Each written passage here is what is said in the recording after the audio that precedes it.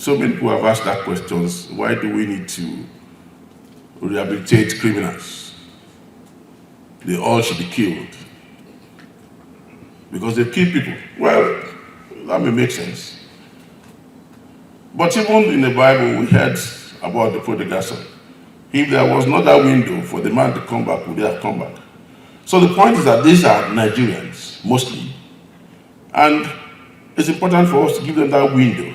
The Nigerian Armed Forces, through its newly established Joint Doctrine and Welfare Center on Tuesday, commenced an inaugural lecture in Abuja, an initiative spearheaded by the Chief of Defense Staff, General Olufemi Oluyede. Delivering the opening remarks, the Director General A.E. Edet said the Joint Doctrine architecture for the armed forces established last year is designed to coordinate operations and create a new strategic orientation toward addressing emerging security threats, particularly terrorism. He emphasized that a comprehensive and modern doctrine is essential for the survivability of the Nigerian Armed Forces in the face of evolving global threats. There is a direct link from the national security strategy to joint doctrine development. And that is why that joint doctrine, though an operational activity, rests squarely at the strategic level.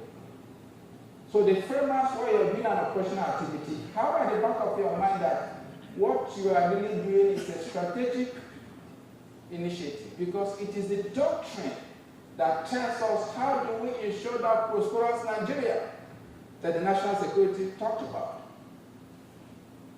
So while the national security strategy is very broad, political, economic, violence, and military, the defense policy reduces it to a military instrument. And then the doctrine determines that thread, how we are able to accomplish those key things.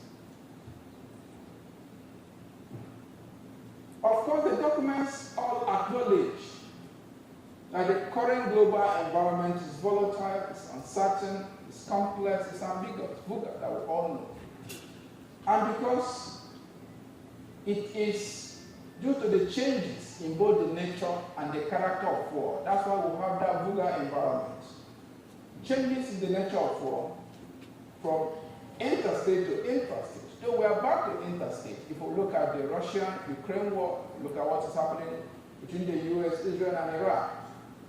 But the change in character of war is due to technological advancements and also involvement of criminal groups and organized violence. The special guest of honor, the Minister of Defense and immediate past Chief of Defense Staff, General Christopher Musa, noted that the military environment is rapidly evolving due to technological advancements and the increasing accessibility of open source tools to clandestine actors in today's global order. He added that Nigeria shares borders with several Sahel countries, whose security challenges continue to spill over, especially through vast ungoverned border areas. Like it was said during the lecture, doctrine shows you how we fight, how we move, how we operate. And so getting it together is very important. And this shows that jointness is the best option.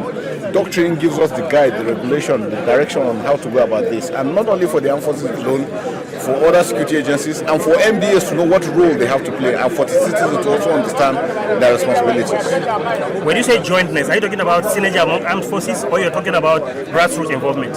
All. Okay. Is an all of society approach, all of government approach to it. Like we said, the challenges we are facing is a Nigerian challenge. All Nigerians, all MDAs, all armed forces, everybody is supposed to put hands together for us to succeed. Speaking as the chief host, General Olufemi Oluyede highlighted the importance of interagency collaboration, transnational cooperation, adequate budgeting, and non-kinetic strategies such as Operation Safe Corridor. He stated that these measures are critical to effectively addressing the current wave of insecurity across the country.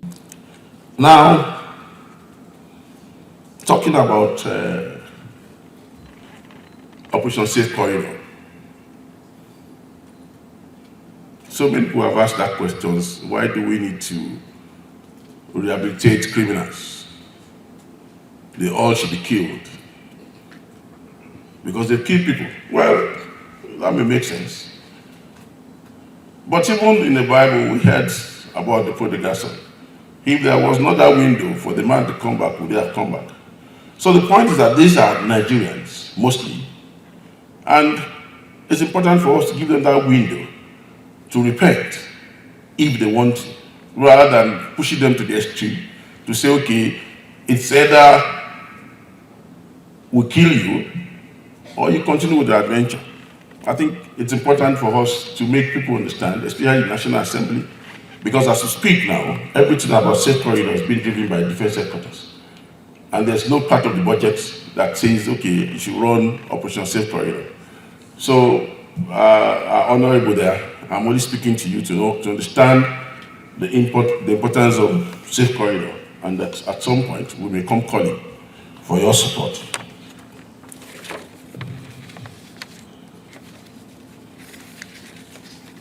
Now, talking about procurement generally,